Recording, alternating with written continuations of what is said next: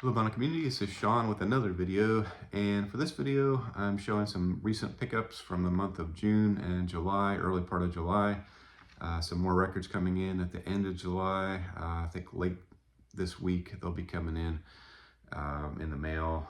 I took advantage of a Discog seller who was offering free shipping if you hit the $100 mark. So as usual, I spent too much money on this habit that we all have in the VC, which is wax collecting. So I'll go ahead and get started with this video, and it's Green on Red is the first album I'll show, and the name of the album is called Killer Inside Me. This is the first album that I've picked up from Green on Red. I've been wanting to collect them for a long time, and this is their third studio album, 1987 this came out. And I think they went into a country direction in this particular album. Country alternative rock, that is, not country, but country style songs. Kind of reminds me a little bit of Driving and Crying, which reminded me that I really need to pick up some Driving and Crying to add to my collection, which is a great band, a southern band from the Georgia area, I want to say they formed. But this one, the lead singer is Dan Stewart, and for some reason I always thought Chuck Prophet was the lead singer of this band. Like I say, I don't know a whole lot about Green on Red prior to this album, and researching them. Was happy to see this at a good price, so I picked it up. Yeah, so Dan Stewart is vocals and guitar. Chuck Prophet, I think this is his first album that he joined the band with. Chuck Prophet has a pretty long solo career with a lot of solo albums that I added to my want list some time ago. Quite like Chuck Prophet, so I'm surprised that he wasn't lead singer of this band. But anyway, I haven't really heard too much of Green on Red. I haven't streamed them that much, which I plan to do in the coming days.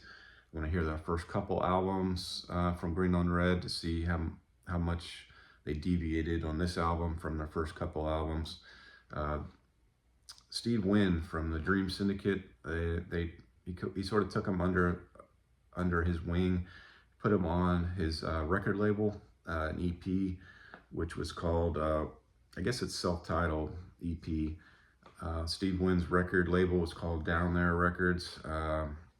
And then they had a self-titled EP before Steve Wynn's gone Down There Records that goes for like over $100 or $80 to $100, I think, in that range. But anyway, so very happy to receive my first Green on Red album, Killer Inside Me. All right, and adding to my Bob Mould collection, I try to pick up everything from Bob Mould, and it's his latest album from 2025 from this year. It's Here We Go Crazy. Bob Mould, of course, the lead singer of Husker Du, and ventured out into a very successful solo career. And this is his 2025 release, just came out, and 15th studio album, his first album in 5 years. Pretty much Bob Mould has had a three-piece power trio since the album Silver Age, which I think is my favorite Bob Mould album, Silver Age. But it's been Bob Mould, Jason Nardusky, and then the drummer John Worster. Very powerful trio. Nardusky plays mainly bass because Bob plays the main lead guitar, and then John Worster, of course, is on drums. But I really love Bob Mould. I guess he's a little bit samey on his records, which is no shame to be samey. He's got a formula that works for him. And whenever a Bob Mould record comes out, I don't think it can be bad. And this is a gatefold, and it's got the lyrics there. And came in a polyline sleeve, which is nice. Just the regular black vinyl on this one, on my version. Yeah, I got it for like $22. I waited for it to go down in price when it first came out. I kept seeing it at like $30. I was like, I'm gonna wait, because usually his albums become cheaper if you wait it out a little bit, and it worked. So for like $22, very happy to receive this one.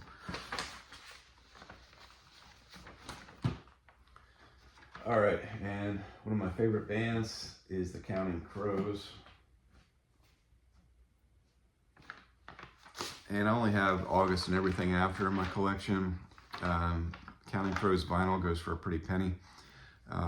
Very happy to see this come out. It's considered, I guess, a full album now that they came out with part 2 of, Butter Miracle. So, and this is the Complete Sweets. I think if you had a thread show albums with butter or butter dishes on the cover, or songs about butter, you'd have a hard time. I don't really know the reason why they went in this direction. I feel like maybe people don't take it seriously, but it's a really great album.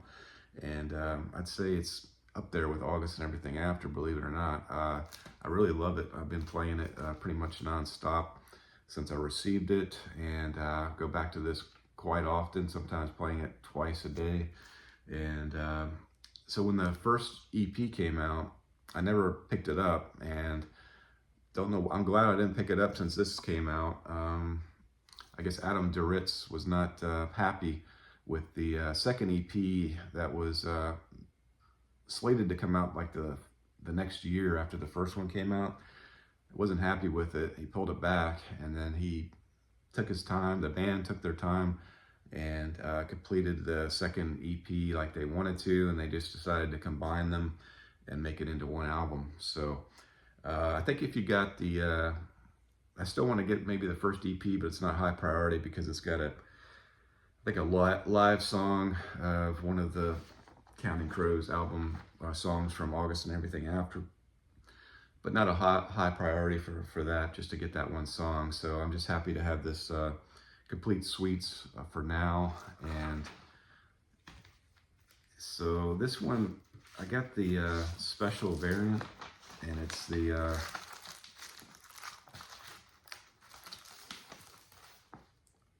forgot what they call it. It's but it's really cool, colored vinyl. And yeah, let's see what else.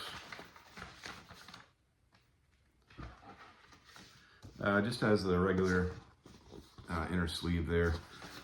Nothing fancy with it besides the nice vinyl. Paid a little bit more, of course, than the black vinyl, but I figured I like the band enough. I'll go ahead and get the special variant. And let's see, it's a funky name for the variant. I wish I could think of it, but it has to do with sweets. And so that's Counting Crows Butter Miracle. All right, and the next one I'll show is Morton Estad showed this one not too long ago on a video, and this is Up to Your Hips by the Charltons UK, and this is the old cover version, which I wish they would have just kept, because this is the actual reissue version. And so I'm not sure why they didn't just keep the cover version of, with this. This is the actual sleeve for the album. And this is my favorite Charltons UK album. And I was surprised to read afterward while researching this video that this album was panned by most critics. Most critics gave this 2.5 out of 5, 3 out of 10, 4 out of 10. Just pretty much shredded this album on reviews. The only positive review was from a publication, if I can find it, Kerrang, a British webzine and quarterly magazine, gave it a great review.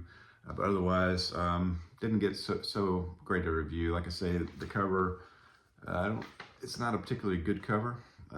It's just them zoomed in with the up to, kind of obscuring the whole deal. But this is I guess an anniversary edition reissue. I think that came in maybe 2025 this year, and got a nice gatefold there, and it's on bioplastic, which, I mean, it doesn't sound that great. to be honest. It's not very dynamic. It's not on this nice green vinyl. But I would tend to think it maybe not because it's on bioplastic, but maybe because it's just an early 90s taken from a CD or something like that. But I think it's good that they're making albums with bioplastic. Hopefully it has a future.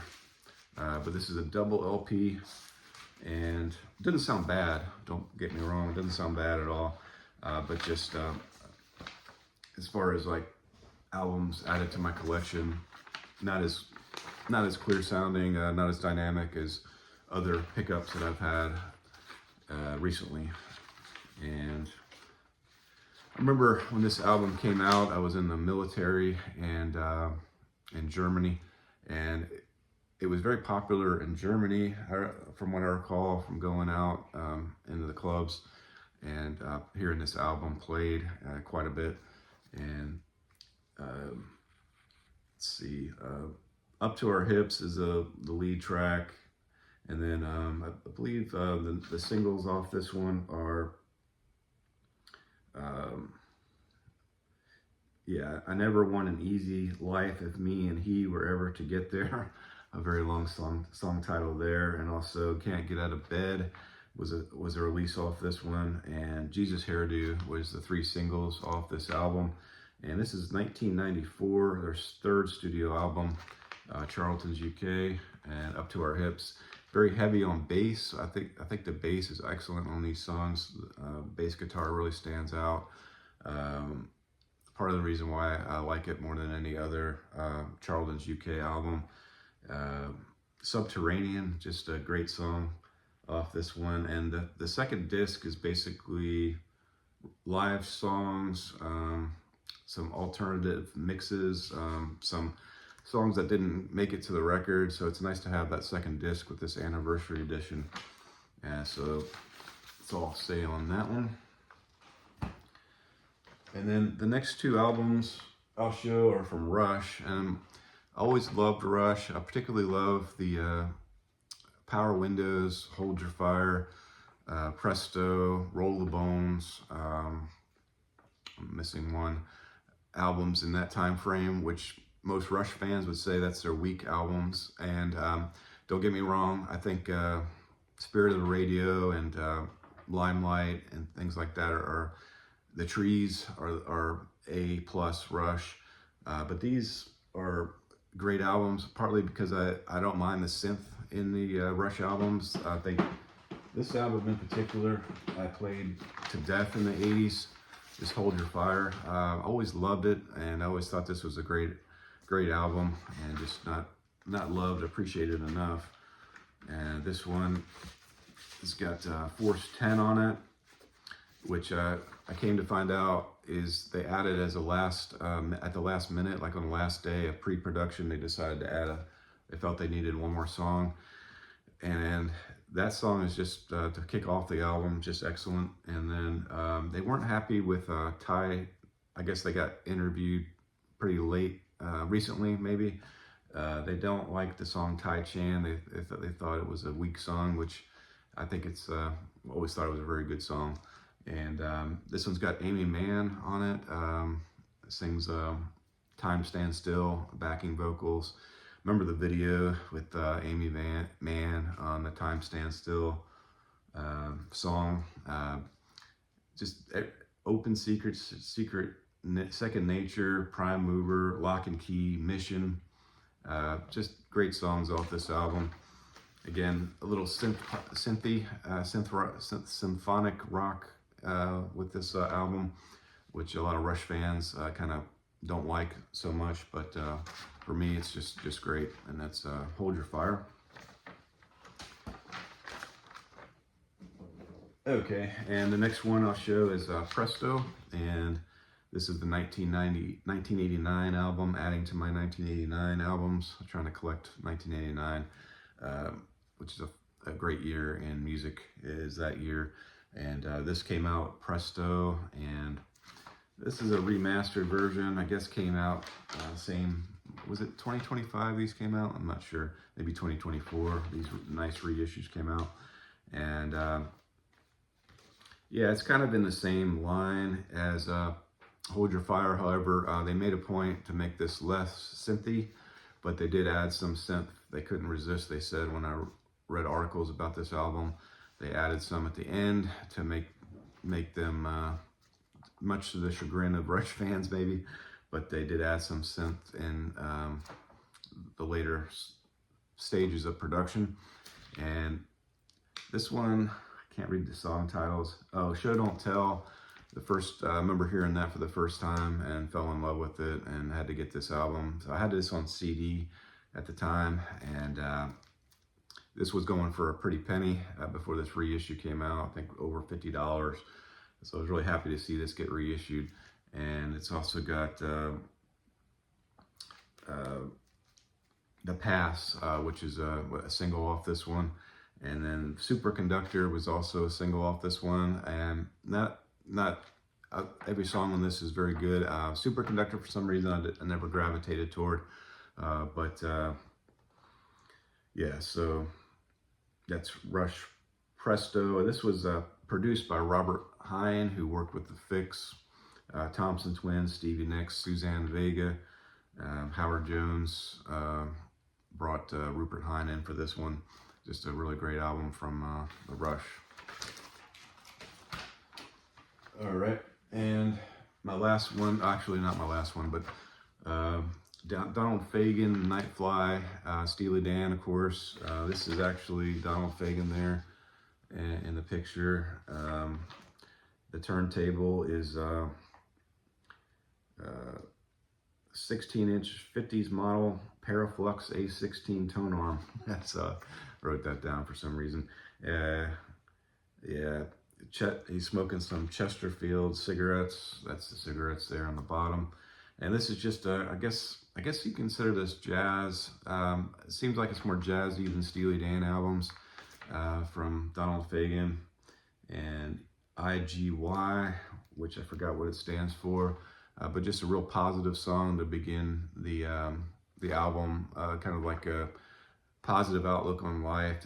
Just sets the whole tone for the whole entire album, and I quite enjoy this.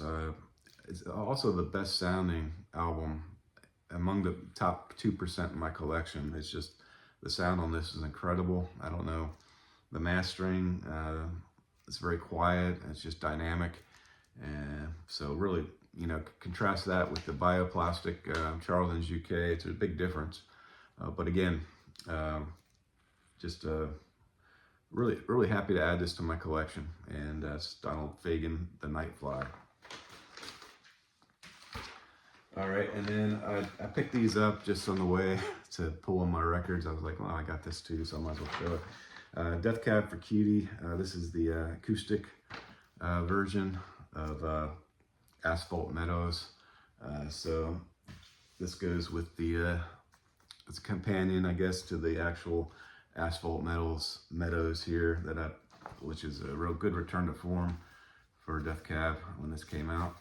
That I picked up a long time ago when it first came out. So happy to have this companion piece. Kind of matches the cover of the back, the light pink. Thought it was a good little add-on to my collection. Got it for like $20. Couldn't pass it up. And then my first Stevie Nicks album. Picked this up. This is Belladonna. Yeah, Edge of 17, Stop Dragging My Heart, Leather and Lace. 1981 album from Stevie Nicks. Very happy to pick this one up. My wife loves Stevie Nicks as well, so we've been enjoying this one since we picked it up. So anyway, so that's the end of this video. If you watched it this far, I appreciate you watching. And if you like and comment, would appreciate it. Subscribe if you'd like. And also the albums that's coming in the mail, some OMD, some Patti Smith, some Boomtown Rats coming in the mail. Will be on an upcoming video coming in pretty soon. And so thanks for watching. Have a good one.